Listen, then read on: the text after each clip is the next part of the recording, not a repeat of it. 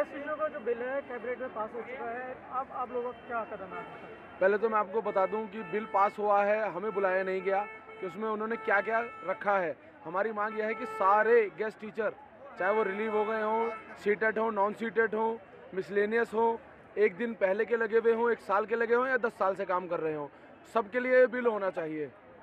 और बिल जब तक हम पढ़ेंगे नहीं, हम यहाँ से जाएंगे नहीं, तभी हम यहाँ से मूव होंगे।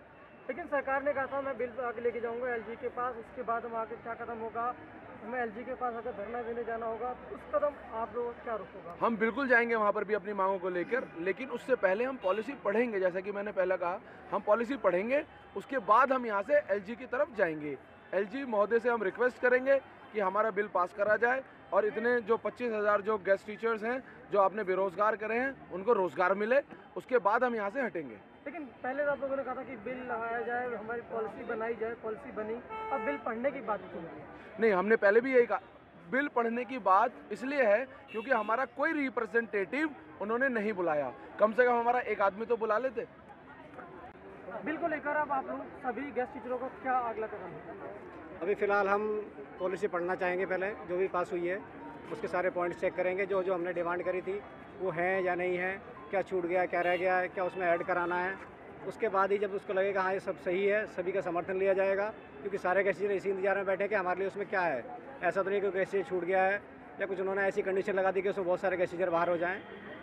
लेकिन इस दौरान एक एक्सटेंशन का ऑर्डर भी आया है, उसको लेकर आप क्या कह रहे हैं? एक्सटेंशन का ऑर्डर है, लेकिन वो जो कोर्ट का आदेश है, माननीय उच्च न्यायालय का आदेश, उसकी अवहेलना है, क्योंकि उसने ऑर्डर दिया था कि 28 तक ही है। उसके बाद कोई ऑर्डर अभी तक नहीं आया।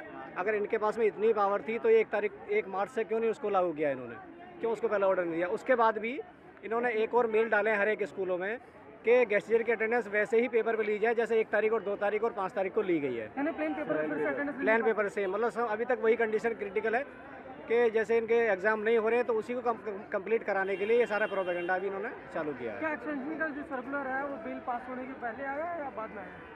पहले डाल दिया था इन्होंने, जिससे यहाँ पर लोग ना आए, भीड़ यहाँ कम जुटे और इनकी दिक्कत कम हो उनकी।